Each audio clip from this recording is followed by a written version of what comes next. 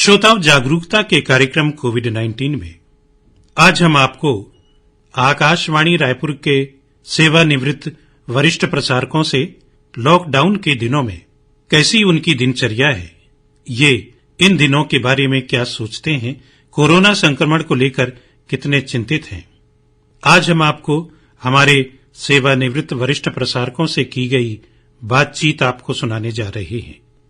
तो सबसे पहले पूर्व सहायक निदेशक कार्यक्रम श्रीमती मोक्षदा चंद्राकर से सुने, कोरोना संक्रमण के इस समय में आप क्या कहती हैं। बहुत बहुत धन्यवाद। मेरे सभी श्रोताओं को मेरा प्यार भरा नमस्कार। मैं सर्वप्रथम ही एक बात कहना चाहती हूँ कि देश ही नहीं, पूरे संसार में, पूरी दुनिया में ये कोरोना वायरस महामारी का रूप ले लिया है।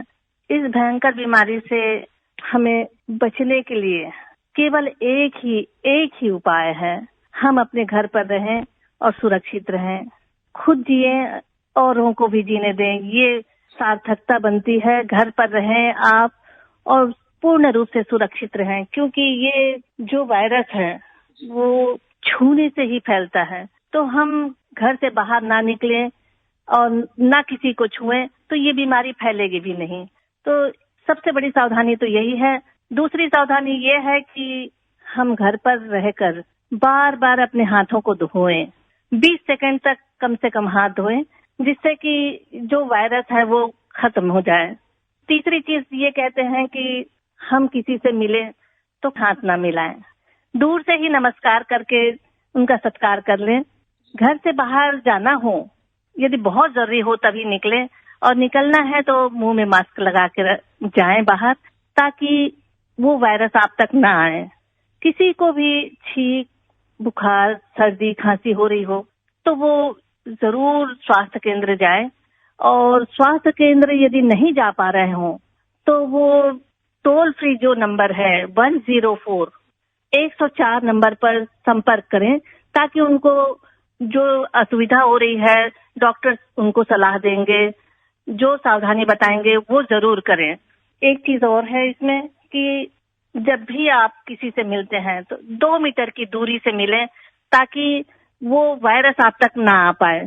जब भी छींक आती है तो हाथ में रुमाल रखें और उस रुमाल पर ही छींकें, या अपने हाथ कोहनी के पास ही छींके, ताकि वो जो वायरस है औरों तक ना फैल पाए। ये छोटी छोटी सावधानी है। इन सावधानियों को वो यदि रखते हैं तो ये वायरस जरूर दूर हो जाएगा और हमारा देश मुक्त हो जाएगा इससे। और मैं चाहती हूँ, ईश्वर से कामना करती हूँ कि केवल देश ही नहीं, पूरे विश्व में ये समाप्त हो। और इसके लिए सिर्फ और सिर्फ यही सावधानी है कि आप घर पर रहें और अपना समय बिताएं। इंतजार करिए, ये समय दूर हो जाएगा, सिर्फ इंतजार की ही बात है। अभी आप सुन रहे थे आकाशवाणी रायपुर की पूर्व सहायक निदेशक कार्यक्रम श्रीमती मोक्षदा चंद्राकर की बात। गांवों के सरपंचों के लिए कोरोना वायरस कोविड-19 से जुड़ी एक आवश्यक सूचना। दूसरे राज्यों और शहरों से वापस आए लोगों को कोविड-19 के बारे में ये जानकारी अवश्य दें। आपस में 1 मीटर की दूरी बनाए रखें। नाक, मुंह या आंखें अनावश्यक न छुएं।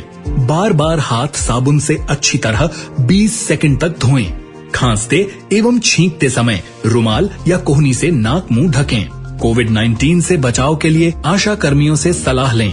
अधिक जानकारी के लिए अपने जिला मजिस्ट्रेट या मुख्य जिला चिकित्सा अधिकारी से संपर्क करें या भारत सरकार के हेल्पलाइन नंबर 1075 पर कॉल करें। पूर्व वरिष्ठ उद्घोषक श्री लाल राम कुमार सिंह की आवाज को कौन भूला है अब तक। कोरोना बीमारी के प्रति आप भी चिंतित हैं। लॉकडाउन के दिनों में आप घर में ही हैं। सर, आपका इस कार्यक्रम में स्वागत है। बहुत बहुत धन्यवाद अनिल जी। आपके प्रयास से मुझे एक बार फिर अपने श्रोताओं से मिलने का अवसर मिला। मैं बहुत आभारी हूँ आपका। सर, जबकि कोरोना संक्रमण काल में लॉकडाउन चल रहा है और हम सभी बहुत चिंतित हैं इस संक्रमण को लेकर, और हमारे आसपास जो कोरोना पॉजिटिव लोग मिलते जा रहे हैं दिन ब दिन, जिनकी संख्या बढ़ती जा रही है, उनके कारण हमें काफी एहतियात बरतने पड़ रहे हैं, सावधानी बरतनी पड़ रही है। आप हमारे आकाशवाणी रायपुर के एक सदस्य हैं और वरिष्ठ हैं, तो इस लॉकडाउन के समय में क्या दिनचर्या है सर आप सबकी? अनिल जी, ऐसा है कि इस विषम परिस्थिति में ये सिर्फ हमारे शहर या राज्य की बात नहीं है, पूरे विश्व में एक बड़ी अजीब हालत हो गई है। और हमने तो कभी इस स्थिति का सामना ही नहीं किया था, कभी सोचा भी नहीं था कि ऐसा समय भी आएगा कि आप घर से बाहर मत निकलो और आप ये मत करो वो मत करो, और कोई साधन नहीं, सारी चीजें बंद हैं, तो समझ में नहीं आता। लेकिन इस विषम परिस्थिति में घर में रहकर कुछ सोचने और कुछ पढ़ने और लिखने का एक समय मिल रहा है, इसके सिवा और कुछ क्या किया जा सकता है। तो मेरे ख्याल से ये बहुत अच्छा अवसर मिला है कि कुछ अच्छा कार्य करने का, क्योंकि घर से बाहर निकल नहीं सकते और देश की परिस्थिति पूरी इस तरह से शर्माया गई है कि कोई कुछ सोच नहीं पा रहा है, चारों तरफ हाहाकार मचा हुआ है। तो ऐसी स्थिति में हमारा ध्यान यही जाता है कि घर में रहो और घर में ही रहो। तो मुझे सिर्फ मेरे दिमाग में एक बात आती है कि हमने सुना था और पढ़ा भी था कि घर में रहकर ही ब्रह्मा जी ने पूरी सृष्टि की रचना की है। तो उसी का स्मरण करते हुए हम घर में रह करके अपने परिवार के बीच में उन सबके साथ में काफी समय तक सबके साथ रहने का मौका भी नहीं मिलता था जी। और यही सोचते हैं कि ये विषम परिस्थिति जो है, और इसके लिए हमारे राज्य शासन ने, केंद्र शासन ने सारी व्यवस्थाएं की हैं, लेकिन एक अवसर ऐसा आया कि जब यहाँ छत्तीसगढ़ के लाखों लोग बाहर कमाने खाने गए थे, वो घबरा करके वापस आने लगे और उन्हें कोई रास्ता नहीं मिला, कोई साधन नहीं मिला, तो रेल की पटरी को ही रास्ता समझ करके आने लगे। और वो दृश्य जब पढ़ते थे अखबारों में या देखते थे दूरदर्शन के माध्यम से, तो हृदय विदारक दृश्य को देख करके घबराहट होती थी अनिल जी, ये लोग कैसे कर रहे हैं। जिस तरह से भी समाज सेवी संस्थाओं ने मदद की, उन्हें खाने की, रहने की, रोकने की, और ये पूरा देश जो विषम परिस्थिति से गुजर रहा है, सबके दिमाग में यही है कि इस बीमारी से कैसे छुटकारा मिले, हम किस तरह से इसे सामना न करना पड़े और हम लोगों की कैसे मदद करें। घर में सोचे रहते रहते बस यही बात समझ में आती है, और कुछ अच्छा पढ़ने, कुछ अच्छा लिखने का ही समय व्यतीत कर रहे हैं अपने परिवार के बीच में। अनिल जी, जैसा कि हम देख रहे हैं ये विषम परिस्थितियां जो चल रही हैं, और आप भी घर में हैं, हम अपनी सेवाएं दे रहे हैं इन विषम परिस्थितियों में कि मैं तो यही कहूंगा कि इस विषम परिस्थिति में भी हमारे मीडिया वाले, जिस तरह से हमारे आकाशवाणी वाले, दूरदर्शन वाले और अन्य माध्यमों वाले लगे हुए ऐसी ऐसी जगह जाते हैं, और वो उस दृश्य को, उस समाचार को जब हमारे तक पहुंचता है तो ऐसा लगता है वॉरियर की तरह जी, युद्ध के मैदान में जिस तरह से जवान जाते हैं और सेवा करते हैं, रक्षा करते हैं देश की, उस तरह से ये हमारे मीडिया वाले भी, प्रसारक जो हैं, वो जा करके उसका कवरेज करते हैं और दिखाते हैं लोगों को, और लोगों की भावनाओं को पहुंचाते थे उन तक के। तो ये बहुत ऐसा कार्य है कि जिसकी प्रशंसा जितनी की जाए कम है। आप देखिए कि सैकड़ों लाखों मरीज की सेवा करने के लिए डॉक्टर, नर्स और पुलिस वाले इस व्यवस्था में लगे हुए हैं। ये सब हमारे रक्षक हैं, इन्हें सलाम करते हैं हम, इन्हें धन्यवाद देते हैं कि इन्होंने अपनी जान की बाजी लगाकर सेवा में लगे हुए हैं। और हम सब यही चाहते हैं कि किस तरह से इससे छुटकारा मिले, लेकिन दिन ब दिन जो बढ़ते जाता है, इसकी संख्या बढ़ रही है, तो उससे भी चिंता होती है। लेकिन हमें विश्वास है, उस ईश्वर पर विश्वास है जिन्होंने इसकी रचना की है, और इससे मुक्ति भी वही दिलाएंगे। और मैं तो यही चाहूंगा, आप सबसे प्रार्थना करूंगा कि हमारे जो सेवा में लगे हुए हैं डॉक्टर, नर्स और सफाई कर्मचारी और पुलिस वाले और अन्य जो समाज सेवी संस्थाएं हैं, उन सबको सलाम करता हूं मैं अपनी तरफ से और अब मीडिया की तरफ से। विषम परिस्थिति से हमें जल्दी से जल्दी छुटकारा मिले, इसलिए तो हम और इन समाज सेवी संस्थाओं को सलाम करते हैं, प्रणाम करते हैं कि उन्होंने अपने किसी बात का सुख चैन का ख्याल नहीं किया और इन पीड़ित लोगों की मदद कर रहे हैं, सेवा कर रहे हैं उनकी। अब सवाल सर कि इस समय में आप अपने स्वास्थ्य का किस तरह से ख्याल रख रहे हैं?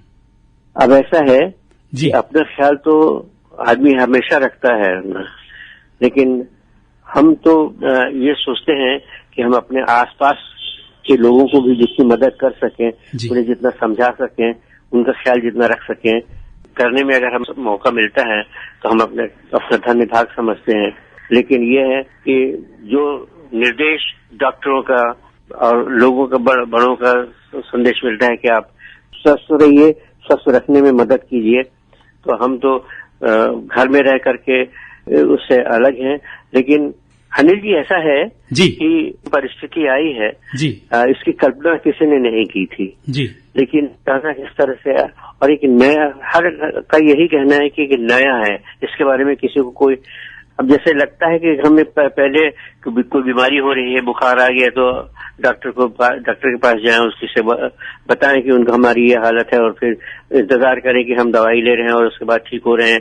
लेकिन इसके बारे में ये सुनने में आता है कि कोई दवाई ही नहीं है, अभी तक कुछ वैक्सीन भी इसका इजाद नहीं हो पाया है। तो बड़ी चिंता होती है कि आखिर होगा कैसे, आखिर क्या होगा। लोगों को दिन ब दिन संख्या बढ़ती जाती है, इनकी मौतें हो रही हैं, रास्ते में सड़क में मर रहे हैं लोग। तो ईश्वर से यही प्रार्थना है कि जिस तरह से उन्होंने इस सृष्टि की रचना की है, लोगों का उन्होंने पालन पोषण किया है, वह मानव समाज के ऊपर, मानवों के ऊपर, तो इसी तरह से किसी तरह से हमें बताए हुए निर्देशों का पालन करते हुए कोरोना को हराएं और हम जीतें।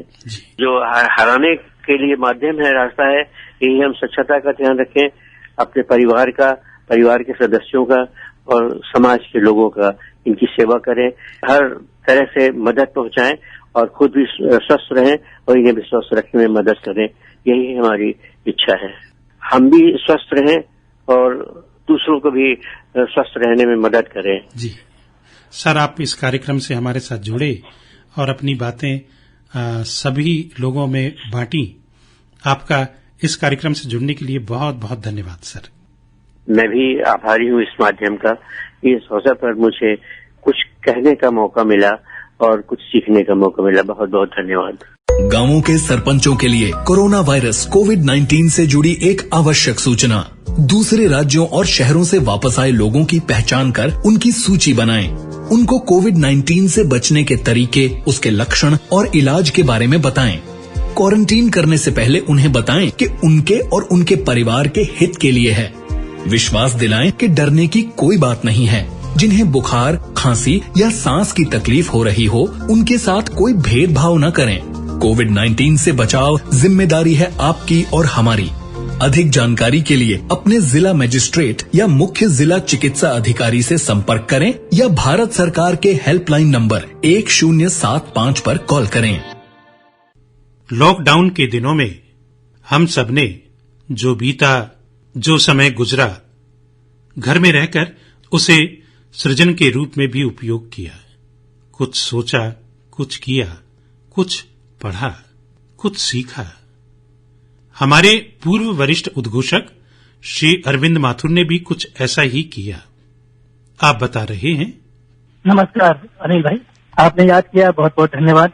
सर, सबसे पहली चीज ये कि इन लॉकडाउन के दिनों में दिनचर्या कैसी चल रही है और क्या चल रहा है आजकल? बात मार्च से शुरू की जाए, जब ये लॉकडाउन हो गया था। लेकिन उसके पहले मैं सबसे पहले तो आकाशवाणी के लिए आभार प्रकट करूंगा, धन्यवाद देना चाहूंगा कि आकाशवाणी से बरसों जुड़ा रहा और इस लॉकडाउन के दौर में कुछ ज्यादा जुड़ाव हो गया जी। और खास बात यह है कि इतने बढ़िया प्रोग्राम इन्फॉर्मेशन के, इसके कोरोना से जुड़े तो बहुत प्रोग्राम और समाचार और ये सब थे कि इनको सुनकर थोड़ी सी हिम्मत बनती, साहस बनता, घबराहट नहीं होती। तो इसने बहुत साथ दिया एक तो हमें। अच्छा, होता क्या है कि एक जमाने से कई फिल्में आ रही थी कि ऐसा तूफान आया कि शहर में पानी घुस गया, लहरों में पूरे पृथ्वी समा रही है, दूसरे ग्रह के लोग आ रहे हैं और पृथ्वी खतरे में है, लोग बचा रहे हैं। ये सारी कल्पना वाली फिल्म थी। लेकिन कोरोना जैसी कल्पना तो किसी ने की ही नहीं थी। बिल्कुल। तो फिर आप पूछ रहे हैं कि समय कैसे व्यतीत हुआ, तो बहुत सारे मैसेज आते हैं, तो शेयर आते हैं, तो उसमें था, तुम क्या जानो हाल हमारा, तुम क्या जानो हाल हमारा, एक तो शहर बंद, ऊपर से ख्याल तुम्हारा। तो यही है कि बहुत लोगों का ख्याल रहता है, बहुत लोगों से बात करने की इच्छा होती है, लेकिन शहर बंद है, लेकिन फोन के माध्यम से ये सब कुछ चलता रहा और समय बीत गया जी। इतनी लंबी फुर्सत का तो कभी सोचा ही नहीं था। जी। ये लगता जरूर है कि ये लंबी फुर्सत थी, लेकिन पहली बार लगा कि घर के बाहर ही नहीं, घर के अंदर बहुत सारे काम। जी। एक तो सब कुछ खुद को ही करना है, स्वयं को करना है, तो अच्छा भी लगा। और ये भी जान सके कि जो हमारे सहयोगी हैं, जो हमारे काम करने वाले आते हैं, जी, वो वास्तव में हमारे लिए कितने बड़े सहयोगी हैं। हम उन्हें सिर्फ तनख्वाह के उस पर आंकते हैं, लेकिन वास्तव में वो हमारे लिए बहुत बड़ा काम करते हैं, जिसकी कीमत महत्ता अभी हमारे को समझ आई। क्या बात है। और फिर फुर्सत थी बहुत सारे, तो रघुवीर साहे साहब की एक कविता है कि फुर्सत में भी कितना काम है। वास्तव में बहुत ज्यादा काम है। जब फुर्सत रहती है तो बहुत सारे काम हो जाते हैं। घर की साफ सफाई है, लोगों से मिलने जुलने की बात तो नहीं होती, लेकिन फोन बहुत ज्यादा हो जाते हैं। किताबें पढ़ने का खूब मौका मिला, खूब किताबें पढ़ी इस बार। पुराने गीतों को बहुत बार सुना और अपनी पसंद से सुना, खूब सुना, और कुछ पुरानी फिल्में भी देखी। ये सारी बातें हैं। लेकिन इस लॉकडाउन में जो बहुत कुछ पढ़ने को मिला, उसमें जैव विविधता, बायोडायवर्सिटी से जुड़ी किताबें और जानकारी पढ़ने को मिली। मैं चाहूंगा कि मैं थोड़ा सा आपके साथ शेयर करूं, जैसे कि बहुत सारे लोगों को भी पता चले कि वास्तव में जैव विविधता, जो बायोडायवर्सिटी है, जिसकी वजह से अभी अपन देख रहे हैं कि हम लोग बाहर नहीं निकल रहे, हम फैक्ट्री बंद है, मोटरें बंद है, रेल बंद है, हवाई, तो प्रकृति कितना आनंद ले रही है। क्या बात है। कितनी खुश हो गई है प्रकृति जी। और पहली बार हम लोगों को भी महसूस हो जाना चाहिए कि इंसान की जरूरत प्रकृति को नहीं है। जी। हमारे बिना प्रकृति कितनी फल फूल रही है। जी। नदियां साफ हो गई हैं, पहाड़ों पर अच्छी सुंदरता आ गई है, पौधे उग रहे हैं, जानवर आसानी से घूम रहे हैं। ये जो प्रकृति के साथ हम अन्याय कर रहे थे, पहली बार पूरी दुनिया ने जाना इंसान की जरूरत प्रकृति को नहीं है, प्रकृति ही सब कुछ है। फिर सोशल मीडिया ने भी बहुत टाइम पास किया, कुछ गंभीर और अच्छे भी संदेश मिले।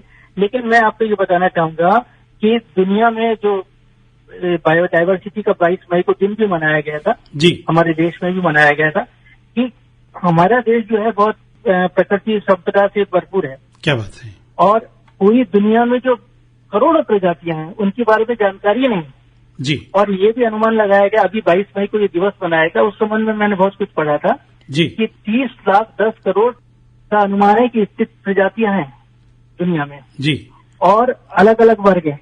और सबसे बड़ी बात है, मुख्य रूप से 7.5 लाख कीट पतंगे हैं, वनस्पति हैं, ये है।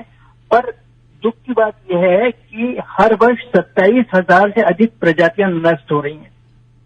तो प्रकृति को कहीं ना कहीं तो प्रहार करना ही था जी, तो उसने किया, किसी रूप में भी किया, इस बात के लिए अलग है। लेकिन यही है कि हम इन 2 महीने में हमने बहुत कुछ सीखा। अच्छा लगा कि समय मिला, लेकिन दुख भी हुआ कि इसके कारण बहुत लोगों को बहुत ज्यादा तकलीफ हुई। उनका दुख देखकर हमें बहुत परेशानी हुई। कोशिश की इनके दुख में कुछ भागीदार बने, कुछ सहयोग करें, कुछ किया भी, लेकिन वैसा तो नहीं कर पाए जैसी उम्मीद थी कि हम कुछ कर सकते हैं, उतना तो हम कर भी नहीं पाए जी। लेकिन यही है कि एक अद्भुत अनुभव था। ये ऐसा अनुभव था जिसमें ये लगा कि घर बहुत बड़ी चीज है, उसमें ये लगा कि पैसा इतनी बड़ी चीज नहीं है, उसमें ये लगा कि हमारा परिवार बहुत बड़ी चीज है। यही हम लोगों को सहारा दे सकता है और इसी को, इन संबंधों को हमें बचाना है आगे के लिए भी और हमेशा के लिए। तो बहुत कुछ है कहने के लिए, लेकिन यही है कि बड़े मजेदार जो मैसेज वगैरह भी आते हैं तो उससे थोड़ा सा मन बहल जाता है। एक मैसेज मैंने पढ़ा था, मैं उसको सैनिटाइजर भेजता रह गया और वो किसी और के साथ क्वारंटाइन हो गए।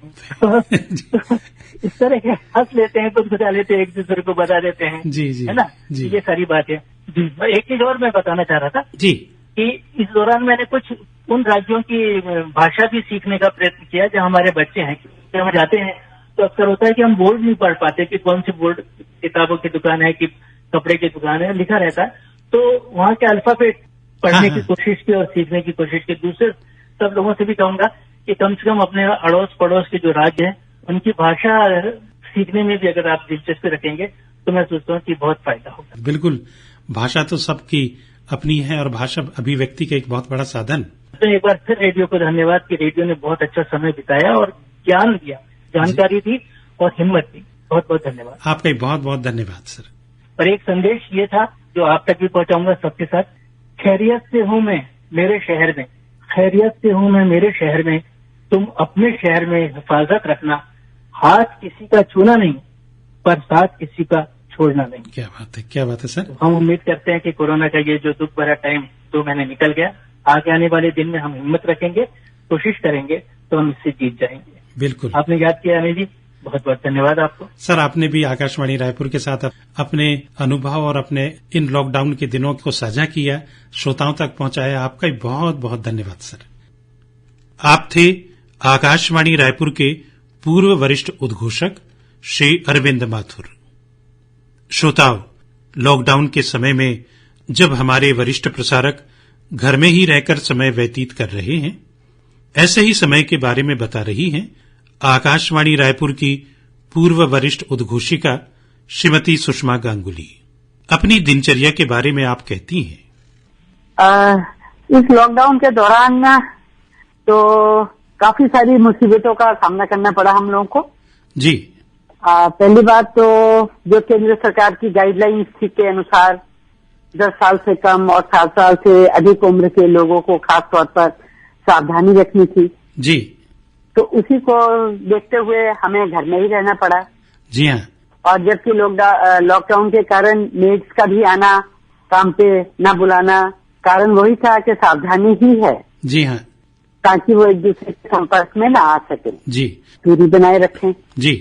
क्योंकि मेड के न आने से घर का सारा काम खुद ही करना पड़ता था। जी। इस स्थिति में हमें सबसे ज्यादा साथ दिया हमारे रेडियो ने। क्या बात है। हाँ, क्योंकि समय समय पर हर तरह की जानकारी रेडियो से मिलती रहती थी। जी। और फिर आकाशवाणी द्वारा जो कोरोना से संबंधित आप लोग कार्यक्रम प्रसारित करते हैं ना, जी, वो भी बहुत सराहनीय रहे हैं। धन्यवाद। और क्योंकि आज भी मैं इस संस्था से जुड़ी हुई हूँ, तो आकाशवाणी के कार्यक्रमों को सुनना बहुत अच्छा लगता है।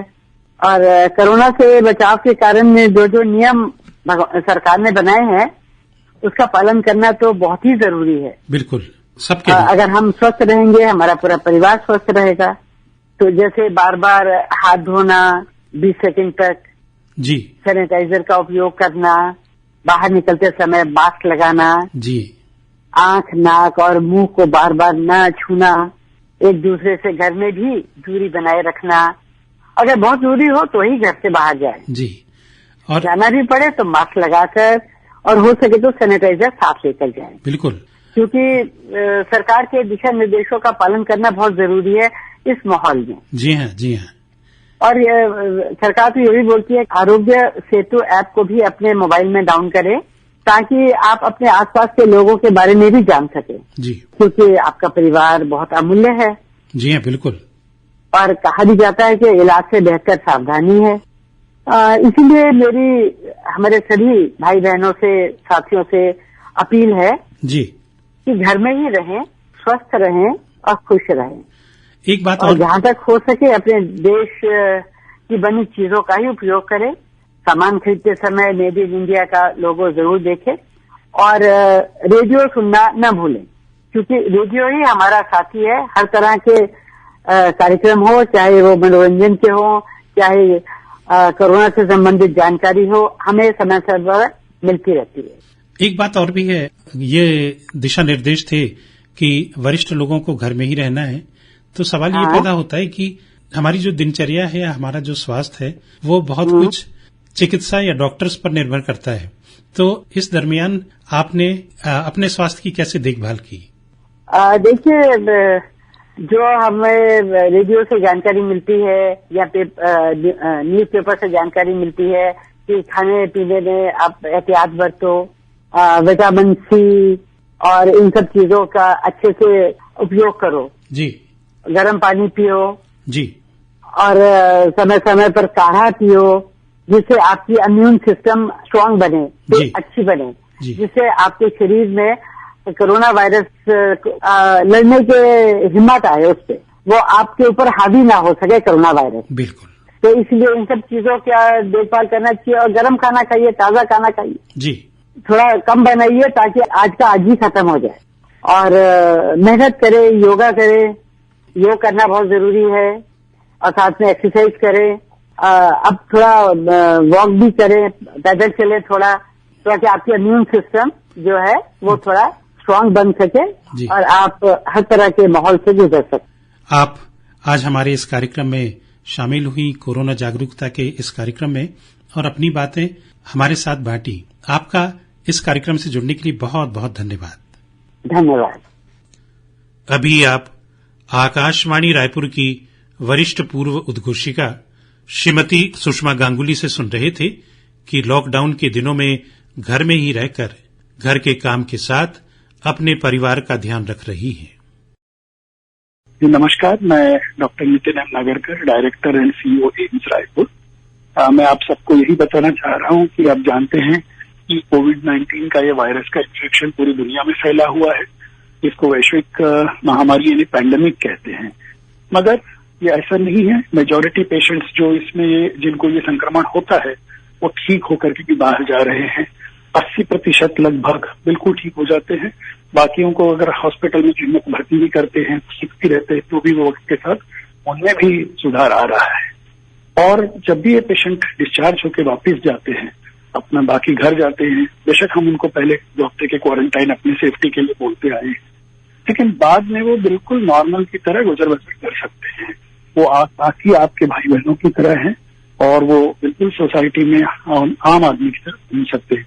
उनके साथ बिल्कुल कोई भेदभाव करने की जरूरत नहीं है, कोई भी स्टिग्मा पालन करने की जरूरत नहीं है। ये जस्ट एक वायरल इन्फेक्शन है और वायरल इन्फेक्शन जिससे वो पूरी तरह से ठीक हो चुके हैं, तो बिल्कुल उनके साथ कोई भेदभाव की जरूरत नहीं है। वो नॉर्मल है बाकी की तरह। उसी तरह से जो डॉक्टर्स, नर्सेस, स्टाफ जो भी हॉस्पिटल में होते हैं, या पुलिस ऑफिसर्स, या जो भी सफाई कर्मचारी, सुरक्षा कर्मचारी, जो भी ऐसे मरीजों की देखभाल में आगे आते हैं, उनके साथ भी भेदभाव ना करें। वो आपके लिए बिल्कुल योद्धाओं की तरह सामने खड़े हैं और आप ही की जान बचाने के लिए वो पूरी तरह से 24 घंटे संघर्ष कर रहे हैं। वो आपके मित्र हैं, उनसे प्यार करें, उनको सपोर्ट करें, तो वो और अच्छी तरह से आपकी मदद करेंगे। धन्यवाद। श्रोताओ, कोरोना संक्रमण के इस समय में जब बहुत कुछ थम गया, हमारे ग्रामीण भाई, निर्धन वर्ग, असहाय लोगों को सहायता पहुंचाने के लिए बहुत सी स्वयंसेवी संस्थाओं ने, दानदाताओं ने अपने स्तर पर लोगों को मदद पहुंचाई। इसी बारे में हमने समाज सेवा से जुड़े श्री राकेश धोत्रे से बात की। आज हमारे साथ हैं समाज सेवी श्री राकेश धोत्रे जी। आप समाज सेवा से जुड़े हैं, लोगों की मदद करते हैं, लोगों की सेवा करते हैं, और खासकर इस समय जब कोरोना संक्रमण काल चल रहा है, हर कोई किसी न किसी रूप में सेवा के रूप में, सामूहिक सेवा के रूप में सेवा करने में जुटे हुए हैं। राकेश धोत्रे जी, आपका इस कार्यक्रम में हम स्वागत करते हैं। नमस्कार सभी को, मेरे श्रोता सुनने वालों सभी को भी बहुत बहुत नमस्कार, धन्यवाद। ये जानना चाहेंगे कि कोरोना वायरस के संक्रमण काल में किस तरह की सेवा आप कर रहे हैं? हम हर जगह जहाँ जा रहे हैं, लोगों को जागरूक कर रहे हैं, डिस्टेंस मेंटेन के लिए बात कर रहे हैं जी, लोगों को मास्क लगाने के लिए बात कर रहे हैं, हाथ धोने के लिए कहा जा रहा है जी, और जहाँ जहाँ श्रम एरिया बस्तियां है वहाँ पे तो सैनिटाइजर इन लोग को मिल पाना असंभव है। इसलिए इनके पास अधिकतर लोगों के यहाँ लाइफ बॉय साबुन और डेटॉल साबुन ये तो रहता ही है। हाँ। उनसे हर जगह कहते हैं, उनसे आप जो जब भी है मुंह में हाथ नहीं लगाइए और हाथ को बराबर साबुन से धोइए। ऐसे हम लोगों को जागरूक कर रहे हैं। क्या बात है राकेश जी। और जहाँ बस्तियां हैं वहां पर लोगों के पास मास्क नहीं है, और ऐसी भी जानकारी है कि उन्हें अपने हाथ को या अपनी सफाई के लिए सैनिटाइजर या सैनिटाइजेशन के लिए जागरूक करना भी एक बहुत बड़ी चीज है, क्योंकि ये जो कोरोना वायरस है किसी भी तरीके से हमें परेशान कर सकता है, हमें संक्रमित कर सकता है। हाँ जी। तो जैसे कि आपने बताया कि आप लोगों को जागरूक कर रहे हैं और मास्क वितरित कर रहे हैं और सैनिटाइजर उपलब्ध करा रहे हैं, और इसके अलावा और क्या कर रहे हैं? इसके अलावा देखिए, हम लोग बस्ती में जहाँ जहाँ परदेश से आए हुए हैं, यहाँ पे रुके हुए थे, जिनके पास राशन कार्ड नहीं थे, और बहुत सारे लोग हैं, जैसे हमारे आसपास के क्षेत्र में बेचारे हमारे पुलिसकर्मी जो ड्यूटी लगा रहे हैं, उनको चाय की व्यवस्था, नाश्ते की व्यवस्था वहाँ तक हम लोग पहुँचा रहे हैं। और हमारे निकट ही में सुरेश्वर महादेव मंदिर है, वहाँ पे हम लोग हवन, पूजा, अर्चना भी करते हैं समय समय पर। यहाँ पे कोरोना से जो बीमारी आपदा आई हुई है, इसका संकट से निराकरण किया जाए। और ऐसे समय पे हम सब अपने ईश्वर को, अपने इष्ट देवता का स्मरण करते हैं, और बहुत अच्छी बात है कि हमारी प्रार्थना हमारे ईश्वर, हमारे भगवान सुनेंगे और हम इस संक्रमण काल से जल्दी छुटकारा पाएंगे। जैसा कि आपने बताया कि हमारे खासकर बहुत जरूरी था कि हमारा पुलिस प्रशासन जो हमारी सेवा में लगा है, उनका भी ध्यान रखना हमारे लिए बहुत जरूरी है। जी, हमने क्या है, कई जगह पंडाल भी लगवाए हैं उनकी छांव के लिए। क्या बात है। और जो स्लम एरिया है, बस्ती है जी, वहाँ पे हमने पैकेज में एक हफ्ते का कम से कम सामान, जिसको चावल, दाल, तेल, बेसन, साबुन जी, ये हम वहाँ की व्यवस्था भी हमने एक पैकेट बना के लोगों तक पहुँचाने की कोशिश की है और जहाँ जहाँ तक पहुँच सके हमने उसको वहाँ पहुँचाया है। और इसके साथ समय समय पे लोगों को जागरूक कर रहे हैं। लोगों को कहा जा रहा है कि आप लोग डिस्टेंस मेंटेन करिए। आप जहाँ भी जाते हैं वहाँ पे आप जैसे अभी शादी का सीजन था, तो इन्होंने कई जगह समझाई हमने की है कि शादी को डेट को आगे बढ़ाया है। कई जगह जैसे हमारे क्षेत्र में आज भी और कल भी 2 जगह आकस्मिक घटना मृत्यु हुई है, तो वहाँ पे भी जाके हमने जागरूकता के साथ उनके कम से कम लोग जितने हो सके 10 या 20 से अधिक संख्या में शमशान घाट में जाने की उनको सलाह दी है। क्या बात है राकेश जी। और इसी तरीके से हम लोगों को बचा सकते हैं कोरोना के वायरस से। जी। और देखिए, यह तो बीमारी जो है यह संक्रामक बीमारी है और इसका घबराने की नहीं जरूरत है। लोगों को डर बैठ गया है जी। अभी तक तो मेरे हिसाब से जो भी पेशेंट गया है जी, वो ठीक होके आया है भगवान की दया से। छत्तीसगढ़ को वरदान मिला हुआ है यहाँ पे जी, यहाँ की धरोहर है, छत्तीसगढ़ की जो माटी है जी, हर चीज को सहन करने की ताकत रखती है। और हम भगवान की दया से डॉक्टरों की मेहनत और पूरे स्टाफ को भी बहुत बहुत धन्यवाद दूंगा जी, जिन्होंने दिन रात एक मेहनत करके हमारे जितने भी बीमार जो पड़े हैं सकुशल, उनको वापस अपने घर तक पहुंचाने का इन्होंने काम किया है। एक बार उनको भी बहुत बहुत धन्यवाद। लोगों को यहाँ जागरूक रहने के लिए, यह कोरोना डर जो बैठा है, मैं सोचूंगा डरे नहीं, उसका मुकाबला करें और जल्द ही जल्द हम कोरोना को दूर भगाएंगे।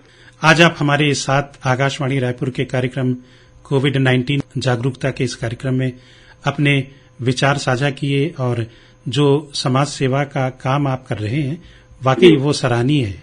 आपका बहुत बहुत धन्यवाद राकेश जी। बहुत बहुत धन्यवाद आप सभी लोगों का। अभी आप समाज सेवा से जुड़े श्री राकेश धोत्रे से की गई बातचीत सुन रहे थे। गांवों के सरपंचों के लिए कोरोना वायरस कोविड-19 से जुड़ी एक आवश्यक सूचना। दूसरे राज्यों और शहरों से वापस आए लोगों की पहचान कर उनकी सूची बनाएं। उनको कोविड-19 से बचने के तरीके, उसके लक्षण और इलाज के बारे में बताएं।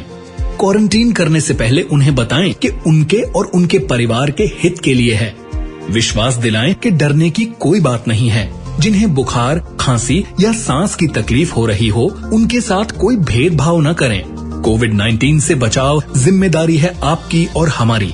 अधिक जानकारी के लिए अपने जिला मजिस्ट्रेट या मुख्य जिला चिकित्सा अधिकारी से संपर्क करें या भारत सरकार के हेल्पलाइन नंबर 1075 पर कॉल करें।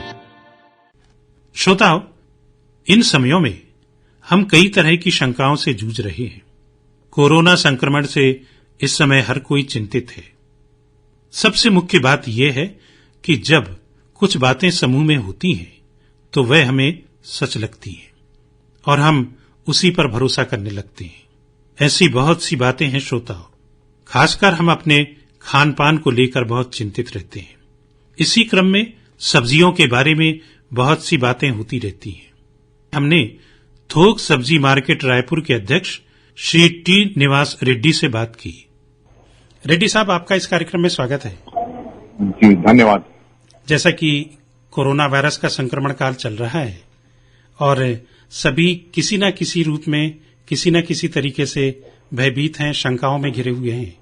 और सबसे पहला सवाल ये आता है कि सब्जी जो हमारे आहार का, हमारे खाद्य पदार्थ का मुख्य भोज्य पदार्थ है, इसको लेकर बहुत सी शंकाएं हैं और इन शंकाओं को किस तरीके से दूर किया जाए, इसलिए आज इस कार्यक्रम में हमने आपको आमंत्रित किया है।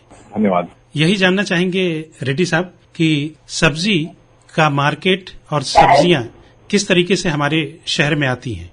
ये तो वाकई में नितांत दुर्भाग्यपूर्ण है। कोविड-19 से पूरा हिंदुस्तान ही नहीं, पूरा विश्व भयभीत है। तो मैं आपको जानकारी देता हूँ कि सब्जियां हमारे पास अभी जो छत्तीसगढ़ में और रायपुर में खासकर आ रही हैं, लगभग पूरे प्रदेशों से, पूरे हिंदुस्तान के अलग अलग प्रदेशों से आ रही है, जैसे कर्नाटक, महाराष्ट्र, पश्चिम बंगाल, गुजरात, आंध्र प्रदेश और मध्य प्रदेश जी। यहाँ से हरी सब्जियां आ रही हैं और इसमें कोई घबराने वाली बात नहीं है, खासकर सब्जियों में, क्योंकि लगभग जो सब्जियां लेके आ रहे हैं उनके ड्राइवर और वाहन को लेकर तक हम लोगों ने यहाँ सुरक्षा की व्यवस्था बहुत की हुई है, सैनिटाइजर की व्यवस्था की हुई है। और ये भी हमारे यहाँ जो लोकल सब्जियां आती हैं वो किस तरीके से बाजार में आती हैं?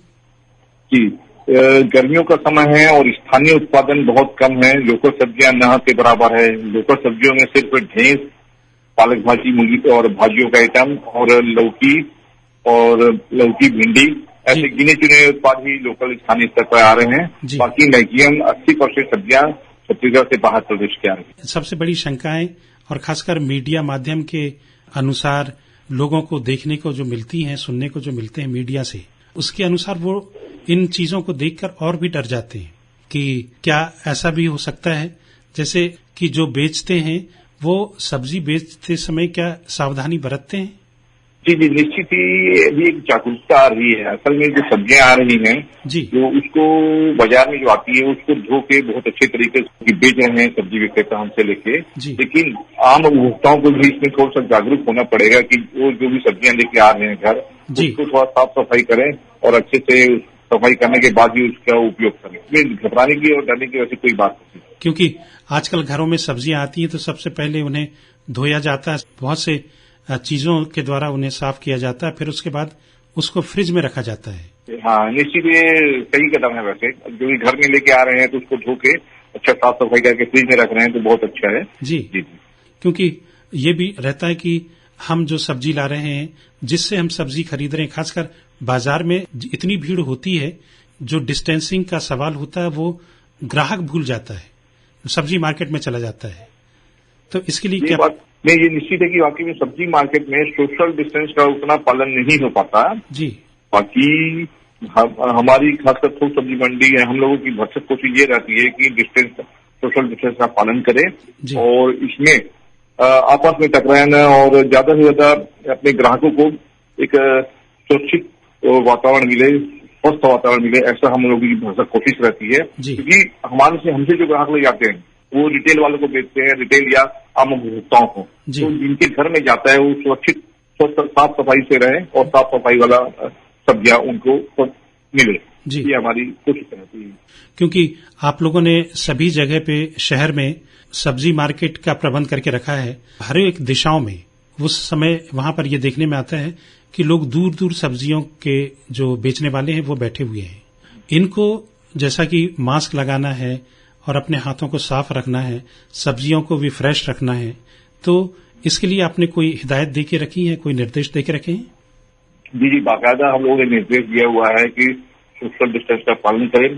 बिल्कुल कम से कम 5-6 फीट की दूरी पे अपने स्टॉल लगाए और बाकायदा अपने हाथों को सैनिटाइजर करके रखे, मास्क पहन के रखे और हाथों में ग्लव्स पहन के रखे जी। और सब्जियों को धो के ही वो अपने आप विक्रेताओं को विक्रय करें जी। रेड्डी साहब, एक चीज और भी, ये जो सब्जियां बाहर से आ रही हैं तो लोगों में शंका रहती है कि कहीं इनमें संक्रमण का कोई असर तो नहीं होता है? नहीं, जनरली सब्जियों में संक्रमण का अभी तक कोई ऐसा केस सुनने में नहीं आया जी। और इसके लिए हम लोग वैसे अतिरिक्त सावधानी बरत रहे हैं जी। वहां से जो दीगर प्रदेशों से ट्रकें आ रही हैं उससे हम लोग मंडी परिसर के अंदर प्रवेश करने से पहले जी पूरी गाड़ियों को सैनिटाइज करते हैं, साथ ही उसके ड्राइवर और कंडक्टर को सैनिटाइज करके ही मंडी परिसर के अंदर प्रवेश देते हैं। और ये जो मोहल्लों में ठेलों में सब्जी लेकर चलते हैं, बेचते हैं, ये आपके ही थोक विक्रेता के दुकान से खरीदी जाती है? जी, असल हो ये रहा है कि लॉकडाउन के बाद बहुत ज्यादा बेरोजगारी हो गई। लोग जिनके काम थे से लेके, चाहे वो मोटरसाइकिल बनाने वाला हो, कारपेंटर हो, से लेके कपड़े दुकानदार हो, लगभग बहुत लोग बेरोजगार हो गए। तो सभी लोगों को लेके सुविधाजनक ये हो गया कि सब्जी बेचा जाए जी। और सब्जियां बेचने वाले भरपूर मात्रा में सड़कों पर उतर गए और इससे एक फायदा हालांकि ये भी हो रहा है कि सब्जियां बहुत सस्ती हुई, कॉम्पिटिशन ज्यादा होने से सब्जियां सस्ते में मिलने लगी आम उपभोक्ताओं को, उनको एक फायदा हो गया। और हम लोग की कोशिश ये रहती है कि ज्यादा से ज्यादा साफ सफाई करके ही जो साफ सुथरे हमारे ग्राहक आते हैं उन्हीं को हम सब्जियां देते हैं। अगर जो खराब परिस्थिति जिसकी रहती है कपड़ों से लेकर अगर चेहरे तक की, तो हम लोग उनको मंडी परिसर के अंदर ही प्रवेश नहीं करने देते। अच्छा, साफ सुथरा रहे, अच्छे लोग हैं, उनको ही हम सब्जियां विक्रय करते हैं। और एक शंका और भी रहती है रेड्डी साहब की सब्जी जल्दी खराब होती है, चूंकि गर्मी का सीजन है, तो ये होता है कि आप लोगों के थोक मार्केट सब्जी जितनी जल्दी हो सके बेचने के लिए बाहर जाए, तो यहाँ पर सब्जियों की मात्रा और सब्जियों की जो गुणवत्ता है वो हमेशा फ्रेश हो, और ग्राहक भी चाहता है कि हम ताजी सब्जी खरीदें, इसलिए सवेरे से वो घर से निकल पड़ता है। क्या सब्जी की जो मात्रा है, और जो कहते हैं लोगों के अंदर शंका है कि इसमें कुछ रासायनिक तत्व मिले होते हैं, नहीं, ये बिल्कुल निराधार है। सब्जियां इतनी भरपूर मात्रा में आ रही हैं कि किसी के पास इतना समय ही नहीं कि उसमें कुछ केमिकल मिलाया जाए। जी बिल्कुल, जो खेतों में जो होता है वो अलग बात है, हमारे पास जो विक्रय बेचने के लिए आते हैं उसमें जो केमिकल वगैरह मिलाए जाने की जो आशंका है जी, वो निराधार आशंका है, ऐसा कोई भी बात नहीं है। सब्जियां सुबह बाजार में बिकने जाती हैं और शाम तक लगभग लोगों की सब्जियां बिक जाती हैं। हाँ। और इसमें कुछ यानी आशंका या घबराने की बात नहीं है कि इसमें कोई केमिकल मिला है। और जैसा कि सब्जी के साथ साथ लोग फलों को भी बेचते हैं, फलों के बारे में एक ऐसा बीच में बहुत अफवाहें उड़ी थी कि उसमें जो टीका लगा रहता है जी, वो थोड़ा सा विषैले तत्व उसमें रहते हैं। तो उसमें ये हुआ ये कि विदेशों से जो फलें आ रही थी उसमें स्टिकर लगे रहते थे। हाँ। तो फूड विभाग का हमें निर्देश मिला और हम लोगों ने स्टिकर लगवाना जाना यहाँ बंद करवा दिया। अभी लगभग स्टिकर सब बैन है और आम उपभोक्ताओं को लगभग साफ सुथरी अच्छी सेहत वाली ही फलें वगैरह उपलब्ध। रेड्डी साहब, जैसा कि प्याज और आलू है, ये ऐसे हैं कि इनको स्टोर में रखा जाता है, मांग के हिसाब से बाजार में आते हैं, तो इनको जो स्टोर में रखा जाता है उसके लिए क्या तरीका है? आलू और प्याज की दोनों का अलग अलग सीजन है स्टोर में रखने का और इसकी भंडारण लगभग 3 से 6 महीने प्याज और आलू दोनों स्टोर में रखा जा सकता है। आमतौर पर होता ये कि गर्मियों में इस बार विपरीत परिस्थितियां हो रही है, प्याज अभी बहुत सस्ता हो गया है, थोक में 6 से 8 रुपए किलो बिक रहा है और किला में शायद 15 से 20 रुपए किलो जी। वैसे ही आलू भी स्टोर में रख रहे हैं लोग अपनी सुविधा के अनुसार। ये उम्मीद है आगे रेट बढ़ेंगे, अभी रेट बहुत सस्ते हैं जी। प्याज के अपेक्षा आलू फिर भी अभी महंगा ही है, हालांकि और लोग अपनी सुविधा के साथ स्टोर करके रख रहे हैं। तो बहुत सी शंकाओं का समाधान आपने किया। 12 महीने हफ्ते के 7 दिन सिर्फ हरी सब्जियों का खाएं, पत्तियों की भाजी वाली सब्जियां ज्यादा खाएं और ताजी सब्जियां से उपयोग करें तो उनके आरोग्य के लिए, सेहत के लिए बहुत अच्छा रहेगा। शाकाहारी में हमारी ये एक संदेश है हमारा कि लोग ज्यादा से ज्यादा शाकाहारी बने। श्रीनिवास रेड्डी जी, आप आकाशवाणी रायपुर के कार्यक्रम में आपका इस कार्यक्रम से जुड़ने के लिए बहुत बहुत धन्यवाद। जी, आपके बहुत बहुत धन्यवाद, नमस्कार। अभी आप थोक सब्जी मार्केट रायपुर के अध्यक्ष श्री टी श्रीनिवास रेड्डी से की गई बातचीत सुन रहे थे और आपने हमारी अनेक शंकाओं का समाधान किया। गांवों के सरपंचों के लिए कोरोना वायरस कोविड-19 से जुड़ी एक आवश्यक सूचना। दूसरे राज्यों और शहरों से वापस आए लोगों को कोविड-19 के बारे में ये जानकारी अवश्य दें। आपस में 1 मीटर की दूरी बनाए रखें। नाक, मुंह या आंखें अनावश्यक न छुएं। बार बार हाथ साबुन से अच्छी तरह 20 सेकंड तक धोएं। खांसते एवं छींकते समय रुमाल या कोहनी से नाक मुंह ढकें। कोविड-19 से बचाव के लिए आशा कर्मियों से सलाह लें। अधिक जानकारी के लिए अपने जिला मजिस्ट्रेट या मुख्य जिला चिकित्सा अधिकारी से संपर्क करें या भारत सरकार के हेल्पलाइन नंबर 1075 पर कॉल करें। तो श्रोताओं, आज बस इतना ही। अब अपने साथी अनिल को अनुमति दीजिए। नमस्कार।